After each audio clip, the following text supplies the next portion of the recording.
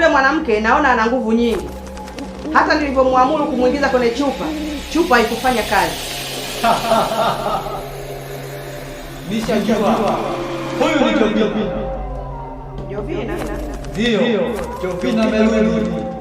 Hakuna mwanadamu mwenye uwezo wa kuzuia nguvu ya chupa tofauti na Jovina. Sasa Jovina ana uwezo wa kuhukumia ule mwili wa binti ndani ya siku 3. Sasa tunatakiwa tuwai siku ya 4 tuweze kuizuia nguvu ya Jovina na kuamuru wende ukanitafutie jeshi kwa ajili ya kuweza kumangamiza Jovina. Ondoka haraka. Sawa mkuu.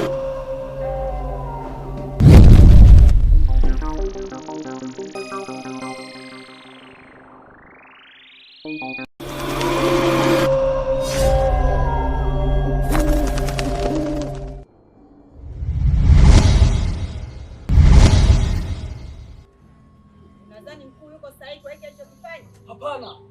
Kama ameweza kumwadhibu mfuasi wake mtiifu, sisi wakina nani asituadhibu? Hapo unajiuliza. Na sisi kitu kwake. Inabidi tujue siri ya kutoka kwenye chupa. Wewe lakini Tutaweza. acha tupambane.